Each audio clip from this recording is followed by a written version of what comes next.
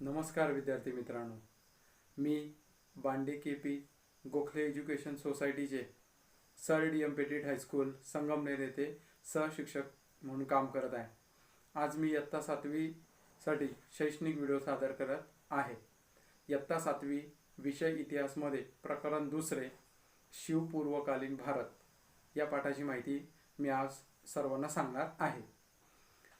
शिवपूर्वकालीन भारत या पाठामध्ये आपण आपल्या भारतामध्ये विविध ज्या राजसत्ता होऊन गेलेल्या आहेत त्या राजसत्तांची माहिती आपण आज या पाठात पाहणार आहोत. इसवी सन 8व्या शतकामध्ये बंगाल प्रांतामध्ये पाल हे पराक्रमी असे घराणे होते. उत्तर भारतामध्ये गुजर, प्रतिहार असे दुसरे राजघराणे होते. या गुजर, प्रतिहार या सत्तेने आंध्र, कलिंग, विदर्भ, पश्चिम काठीवाड, कनौज, गुजरात या प्रदेशांपर्यंत सत्ता विस्तार केले. त्यानंतर उत्तर भारतामध्ये राजपूत या घराण्यांची सत्ता निर्माण झाली. राजपूत घराण्यांमध्ये गाहडवाल घराणे, परमार घराणे अशी घराणे देखील त्या काळात प्रसिद्ध होती. या राजपूत घराण्यामध्ये पृथ्वीराज चव्हाण हा अतिशय पराक्रमी राजा होऊन गेला.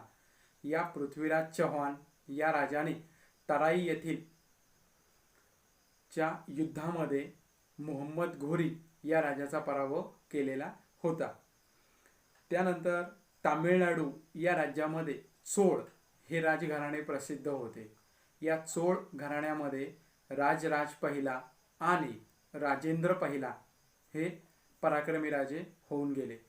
या दोन्ही राजांनी आपल्या आरमाराच्या जोरावर मालदीव बेट, श्रीलंका हा भाग जिंकून घेतलेला होता. यानंतर महाराष्ट्रामध्ये राष्ट्रकूट हे घराणे सत्तेवर आले.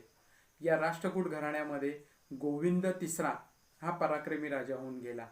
या गोविंद तिसरा या पराक्रमी राजाने आपली सत्ता म्हणजेच राष्ट्रकूटांची सत्ता कनौजपासून तर रामेश्वरपर्यंत विस्तारत नेली. म्हणजेच त्यांची सत्ता कनौज या प्रदेशापासून तर रामेश्वरपर्यंत पसरलेली होती. आता यानंतर शिवपूर्व काळातील सर्वात शेवटची वैभवशाली पराक्रमी राजसत्ता म्हणजेच यादवांची राजवट होय. महाराष्ट्रामध्ये यादवांची सत्ता होती. या यादव घराण्यामध्ये भिल्लम पाचवा हा अतिशय पराक्रमी राजा होऊन गेला. त्याने औरंगाबाद जवळील देवगिरी ह्या ठिकाणी आपली राजधानी बनवलेली होती. कृष्णा नदीच्या पलीकडे त्याने सत्ता विस्तार केलेला होता. ही झाली आपल्या भारतामध्ये शिवपूर्व काळामध्ये असलेले राजघराण्यांची माहिती. आता आपण वायव्येकडील आक्रमणे कशी झाली याची माहिती आपण पाहूया. आपल्या भारतामध्ये राष्ट्रकूट, नंतर चोळ किंवा यादव असे अनेक पराक्रमी राजे होऊन गेलेले आहेत. या सत्ता होऊन गेलेल्या आहेत. पण तरीसुद्धा भारताच्या वायव्येकडून आलेल्या राजांनी या राष्ट्रकूट, यादव या घराण्यातील राजांचा पराभव केलेला आहे. 8व्या शतकामध्ये मोहम्मद बिन कासिम या अरबी सेनानीने सिंध प्रांतावर स्वारी केली आणि सिंध प्रांताचा मूळचा पहिला जो राजा होता दाहिर, या दाहिर राजाचा पराभव केला व सिंध हा प्रांत जिंकून घेतला. मग अशा प्रकारे वायव्येकडून आलेल्या अरबी लोकांचा आपल्या भारतामध्ये प्रत्यक्ष प्रमाणात शिरकाव होऊ लागला. त्यांचा भारताशी संबंध येऊ लागला. त्यानंतर मुघल, त्यानंतर तुर्क, अफगाण, मुघल असे अनेक सत्ताधीश भारतामध्ये आले आणि भारतामध्ये येऊन त्यांनी तेथे राज्यकारभार केले. यानंतर उत्तरेकडे जी सुलतानशाही निर्माण झाली. या सुलतानशाहीमध्ये सुद्धा अनेक राजे आलेले आहेत आणि त्यांनी आपल्या भारतावर सत्ता गाजवलेली आहे. इसवी सन 1175 ते 1178 या काळामध्ये अफगाणिस्तानमधील घुड या प्रदेशामधील असणारा मोहम्मद घोरी याने आपल्या भारतावर स्वाऱ्या केल्या. भारतावर हल्ले करून अनेक प्रदेश जिंकून घेतले. मोहम्मद घोरी यांनी जिंकलेल्या प्रदेशावर लक्ष ठेवण्यासाठी, त्या प्रदेशाचा कारभार पाहण्यासाठी कुतुबुद्दीन ऐबक या माणसाची तिथे नेमणूक केली. कुतुबुद्दीन ऐबक याने मोहम्मद घोरीने जो जो प्रदेश जिंकलेला होता त्या प्रदेशावर लक्ष ठेवले आणि कारभार पाहिला. काही वर्षानंतर मोहम्मद घोरी हा राजा मरण पावला आणि नंतर दिल्ली या प्रदेशाचा राजा हा कुतुबुद्दीन ऐबक हा बनला. 1210 मध्ये कुतुबुद्दीन ऐबक हा दिल्लीचा राजा होता आणि त्याच काही महिन्यामध्ये कुतुबुद्दीन ऐबक याचा मृत्यू झाला.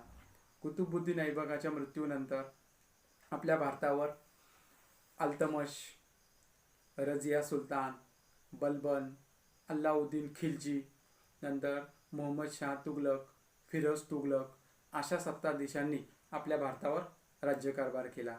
म्हणजेच दिल्ली या ठिकाणची सत्ता त्यांनी पाहिलेली आहे, तेथे राज्यकारभार केलेला आहे. इब्राहिम खान लोधी हा दिल्लीवरील शेवटचा सुलतान होता. पण हा जो इब्राहिम खान लोधी होता त्याच्या स्वभाव दोषामुळे त्याला अनेक शत्रू निर्माण झालेले होते. पंजाबचा दिल्लीच्या जवळपास असणारा पंजाब हा जो प्रांत होता, या प्रांताचा सुभेदार, पंजाबचा अधिकारी दौलत खान लोधी याचे आणि दिल्लीचा सुलतान इब्राहिम खान लोधी यांचे संबंध हे चांगले नव्हते. त्यांच्यामध्ये वारंवार प्रदेशावरून किंवा राज्यकारभारावरून वाद होत असत. मग त्यामुळे पंजाबचा सुभेदार दौलत खान लोधी याने दिल्लीचा सुलतान इब्राहिम लोधी याचा पराभव करण्यासाठी मध्य आशियातील फरगाना या प्रांताचा राजा बाबर याला भारतात येण्याचे आमंत्रण दिले. बाबर हा एक मुघल सत्ताधीश होता. तो मध्य आशियातील फरगाना या प्रदेशावर राज्यकारभार करत होता. त्याने भारतातील संपत्तीविषयी खूप काही ऐकलेले होते. त्यामुळे त्याला भारतात यावं आणि तेथे राज्यकारभार करावा अशी त्याची इच्छा होती. ज्यावेळेस त्याला पंजाबचा सुभेदार दौलत खान लोधी याने भारतात येण्याचे आमंत्रण दिले तेव्हा तो आनंदी झाला व त्याने आपली खूप मोठे सैन्य घेऊन तो भारतामध्ये आला. भारतामध्ये आल्यानंतर बाबराने दिल्लीचा सुलतान इब्राहिम खान लोधी याच्यावर हल्ला केला. इब्राहिम खान लोधी आणि मुघल सत्ताधीश बाबर यांची पानिपत या ठिकाणी मोठी लढाई झाली. या लढाईमध्ये बाबराने प्रथमच प्रभावी अशा तोफखान्याचा वापर केलेला होता.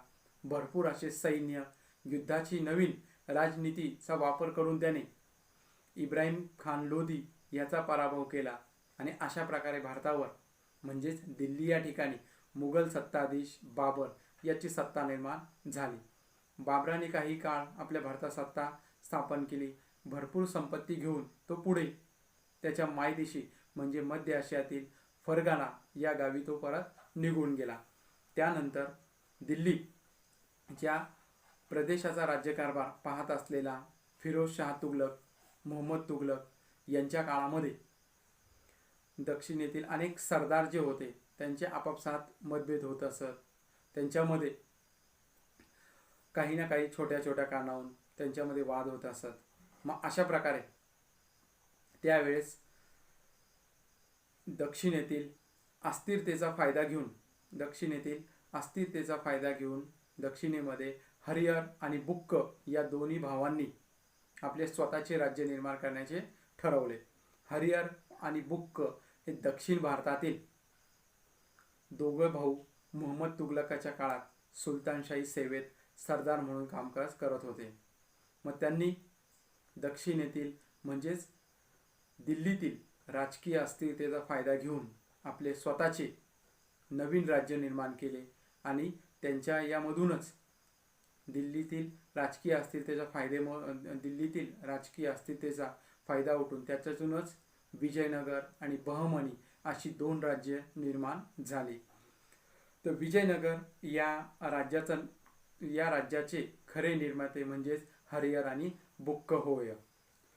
त्यांनी कर्नाटकातील हंपी या ठिकाणी आपली राजधानी बनवली. याच विजयनगर राज्यामध्ये नंतर कृष्णदेवराय हा विजयनगरचा अतिशय विद्वान आणि पराक्रमी असा राजा होऊन गेला. पुढे त्याने विजयवाडा, राजमेहंदी हा प्रदेश जिंकून घेतला आणि आपल्या राज्याला त्याने तो जोडला. या कृष्णदेवराय याने संस्कृत याने तमिळ भाषेमध्ये अमुक्त्य माल्यता हा एक छान अतिशय सुंदर असा एक ग्रंथ लिहिला होता. त्याच्यामध्ये राज्यकारभाराविषयी माहिती दिलेली आहे. या कृष्णदेवरायाच्या काळामध्ये हजारो राम मंदिर आणि विठ्ठलाचे मंदिर यांचे बांधकाम झालेले आहे. तो कुशल प्रशासक होता, उत्तम विद्वान होता. त्याने विविध ग्रंथाचे वाचन त्याने केलेले होते.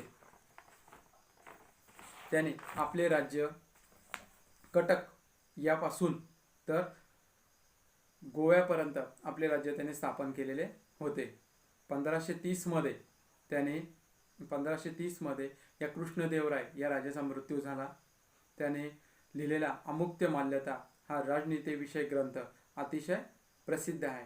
पुढे विजयनगरचा राजा कृष्णदेवराय याचा मृत्यू झाल्यानंतर त्याच्या राज्याची छोटी छोटी राज्ये म्हणजे छोटे छोटे विभाग तयार केले आणि त्याच्यामधूनच अनेक म्हणजेच विजापूरची आदिलशाही, अहमदनगरची निजामशाही, गोवळकोंड्याची कुतुबशाही, बिदरची बरीदशाही अशी छोटी छोटी राज्य निर्माण होत गेले. मग या राज्यांमध्ये लक्षात राहणारे असे राज्य म्हणजे बहमनी राज्य होय. यामध्ये मोहम्मद गावान या माणसाने हे बहमनी राज्य निर्माण केलेले होते आणि या मोहम्मद गावान याने आपलं राज्य अधिक चांगल्या प्रकारे चालवण्यासाठी आपल्या प्रशासनामध्ये काही सुधारणा त्यांनी घडून आणलेला होता. तर मोहम्मद गावान हा बहमनी राज्याचा संस्थापक मानला जातो. या मोहम्मद गावाने बहमनी राज्यास आर्थिक स्थैर्य प्राप्त करून दिले. सैनिकांना जहागिरी देण्याऐवजी रोख पगार द्यायला त्याने सुरुवात केली. नंतर सैन्यामध्ये शिस्त त्याने आणली. नंतर दुसऱ्या राज्यातून येणारे जे परकीय प्रवासी असतात, या परकीय प्रवासांसाठी राहण्यासाठी धर्मशाळा बांधल्या. विविध ठिकाणी विहिरी खणल्या. तलावाचे काम पूर्ण करून घेतले. नंतर त्याने जमीन महसूल व्यवस्थेमध्ये नवीन बदल घडून आणल्या. जमिनीची मोजणी करून घेतली. नंतर जमिनीचे वर लक्ष ठेवण्यासाठी नवीन अधिकारी नेमले आणि त्यांना रोख स्वरूपात पैसा द्यायला सुरुवात केली. त्याने बिदर या ठिकाणी त्याने अनेक मदरसा शिक्षण संस्था त्याने स्थापन केल्या. तर अशा प्रकारे आपण आज शिवपूर्वकालीन भारत या पाठामध्ये 8व्या शतकापासून तर जवळजवळ 15व्या शतकापर्यंत अनेक ज्या सत्ता होऊन गेल्या त्याची माहिती पाहिलेली आहे. म्हणजेच बंगालचा राजा पाल, नंतर गाहडवाल घराणे, परमार घराणे, नंतर प्रतिहार, गुजर, त्याच्यानंतर चोळ घराण्यामध्ये असणारे राजराज पहिला, राजेंद्र पहिला, नंतर उत्तरेकडे जर म्हटलं तर मोहम्मद घोरी, नंतर कुतुबुद्दीन ऐबक, नंतर बाबर, नंतर विजयनगरचा हरिहर, बुक्क, कृष्णदेवराय आणि बहमनी राज्याचा मोहम्मद गावान अशा राजांची आपण आता याच्यामध्ये माहिती पाहिलेली आहे. आता उरलेली माहिती पुढच्या तासाला म्हणजे आपण पुढच्या पाठामध्ये पाहणार आहोत. धन्यवाद.